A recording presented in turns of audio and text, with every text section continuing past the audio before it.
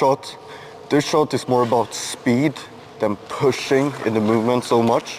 When we hold the stick, we want to have a really narrow grip, but not too narrow, so the hand slips in on the inside of the elbow here, because then we will start shooting from the outside of our body instead of pushing in and then out. So about shoulder width between your hands, and this will generate much more speed in the blade when we snap later on in the movement, comparing to if I hold down here, it'll go really slowly. And also it's hard to get your hands in front of your body and really aim the shot here. If I hold further up, I can get the full stick in front of me, and it's easier to aim with the toe of the blade. Something else I've talked about a lot in the previous videos we did here on the channel is having your pinky finger on the top of your knob. And this is really crucial when we're gonna flex the stick later on, because if I'm holding with my whole palm around the shaft here, when I'm gonna flex, my wrist is gonna turn to the side like this, and my elbow goes to the side here, and I will rotate more on the side of me than being able to rotate upwards and actually get the flex into the stick. So that's why I switched the grip with the pinky on top. Now you will see that the wrist is a lot more towards the net, and my rotation will go more upwards, and I will have a lot more control in the blade when I'm shooting. When we're taking a snapshot, we can do it wherever we want on the ice with whatever stance we have. And this is what's really effective about this shot, is that you can get it off in uncomfortable situations. So at Insureline, our brokers aren't stuck in a call center. two ways you can practice this at home. It's either a one-legged stance, either being on your forehand side leg or your opposite leg. We want to shoot down both feet. Or we can stand with both legs in the ice with the weight more a little bit shifted on the left leg here for me as a righty. This is just to have an easier time opening up our body for the shot, and then getting the flex in later when we're gonna get to the pull-through movement. So either stand like this or on one leg. Next thing with the loading phase is loading your shoulders. So when we're taking a shot, we want a snapping motion, almost like a whip. And this is what we generate up here. And this is why we can take the shots in uncomfortable situations, because even if I'm out on my front leg, have the puck in front of me, I can still snap my shoulders and get a pretty powerful shot off. I'll show you guys in a bit. But if we're not loading the shoulders enough, we're never gonna get a good snap in the shot. And this is something you can look for at home when you start practicing this snapshot. If you're not getting a good snap in the puck, it's probably because you're not loading your shoulders enough or being quick enough with them. And remember this, the lower our kick gets, the quicker we need to be with our shoulders. So if you're playing with an ultra low kick, you need to be really fast to match your stick. Starting off, when we're loading the shot, we don't want to put a lot of pressure in the blade into the ice. We want the pressure out on the toe, because this is where we're gonna flex the stick the most, because we're basically bending it on the edges. This is also another reason with the pinky finger, we get to flex the stick a lot more because we're holding more on the end. Then, when we're loading, we want to drastically change the pressure and increase it the more we get into the loading phase. So I'm really light in my blade out here, and when I pull in, I get more and more friction into the blade. When we're loading in here, we want to pull the lower elbow up to the hip, and then the upper elbow forward and up towards the net. And this is so when I later rotate, I can use this elbow and launch it out with the hip here, helping it. It's gonna be easier to shift our body weight into this lower arm too. And this upper arm with the elbow and shoulder getting it more in front of you is gonna help us to rotate more upwards, which we want to get the flex into the stick easier. Why is it different with the sticks? Basically, the lower the kick gets, the quicker the stick is. That's why everybody wants to play with low kick nowadays, because we get a quicker release off the stick. But if you're not aware of this, it's gonna be really hard to do the right way. If you go from let's say a FD8 and then moving down to a CCM Vision, it's gonna be a big difference in the way you shoot. So a lot of players think that the stick is bad, but it's basically in most of the times that you're not aware of how you're supposed to use the tool. How do we load the shoulders the right way? The upper shoulder, we want to pull towards the net, getting it forward. The lower shoulder, we want to pull back. And here, we want to whip this front shoulder before we whip this lower shoulder. I'll go in on this more in the pull through now, but we don't want to press in the shoulder rotation. So we're not going to load up here and then try to push through with a lot of strength, because that's where we get slow.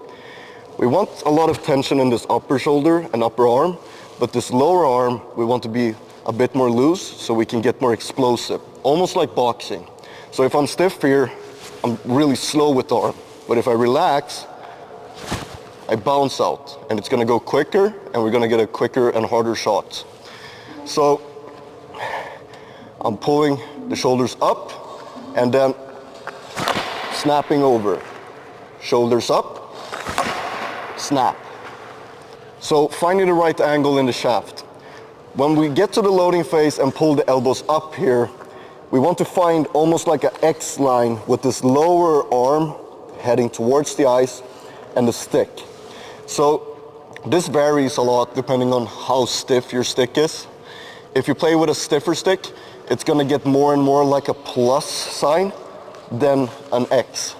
But if you have a pretty whippy stick, we want to aim for this X shape. And that's another thing you can try at home. If you're not shooting good with your stick like this, it's probably too stiff. It's time to get a softer stick with more whip in it. Third stage, pull through. So now when we loaded the shoulders and we get this whipping motion, we want to translate it into the full rotation with our body. So the front shoulder whips back first, and it's essentially because if I'm not pulling this top hand back and I try to press down here, I'm not gonna get any flex in the stick. I'm just gonna let this hand slip out. And this is something that happens to a lot of players when I do shooting analysis. They often let this top hand slip out and they lose a lot of flex from it. Both from pushing and getting a smaller movement to get flex in, but also that they start flexing further away from their body where they have to use their strength and can't use the technique as good. So we whip the shoulders and I pull this upper shoulder back first, which then punches out this lower shoulder, and I give a help with the push, with the elbow here, with the hip. So I whip back and the hip helps me to put my body weight into this lower hand down here. Then when we let this lower hand punch out, we translate and rotate with our whole torso and our whole hip to get the stick through our body as quickly as possible. And this is essentially where we hit the puck. So when we hit the puck here, we want to hit it with a closed blade, somewhere in line with this front foot. This depends on what stick you're using and what kick point you have. The same with how stiff the stick is. But somewhere around here in the middle of the front foot. So I hit the puck with a closed blade, and this is so the flex stays in the stick. As soon as the blade goes open, the flex slips out. And then when we hit the puck here, we have something called a heel slip. So when I'm hitting the puck, pushing in here, the less this heel slips forward when I make impact with the puck, the faster our release gets, and it's also gonna get more snappy when we're shooting as well. To get this heel to slip forward as little as possible, we need to help with this top hand. That's why we tuck this wrist in when we're shooting, to get a more closed blade. You can see that the heel slips backwards. And this is basically a battle between my top hand and lower hand. So I punch in with my lower hand as much as I can, but then the more power I put down here, the more I need to tuck this top wrist in so I don't let the heel slip forward as much. And then when I release the flex, the toe will just bounce forward. Pushing in, a little heel slip, and then the toe bounces forward. All from the wrists. The fourth and final stage, the release. This is where we push all of the power out of the stick and into the puck, and this is where we also aim. The most crucial part, really. And this also is connected to the pull through. So when we punch the heel in here, and now when I get to the release, I want to tuck this top hand inwards and pull the hand into my hip. And you see that will steer the toe towards the net, where I want the puck to go. And this lower hand, we want to rotate the thumb towards where we're aiming as well. And you'll see that this thumb and toe is connected. So when I get to the pull through here, we aim with this lower thumb, and then when I release out, Imagine being able to build an app with your name on it, just by aim out to the toe of the blade. So I push this hand in, then rotate the thumb towards the net, get this elbow out to the side, and punch the shoulder out and extend it fully.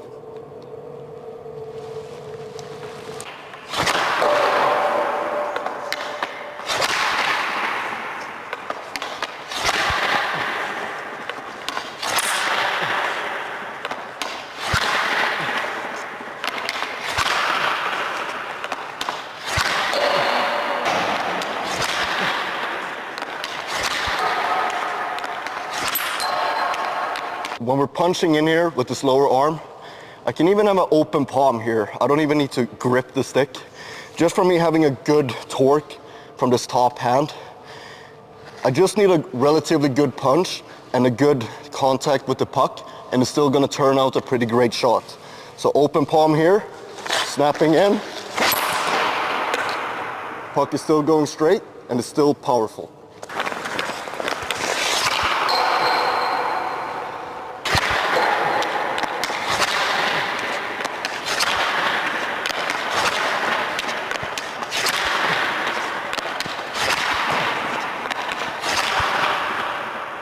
If you want more tips and tricks like this,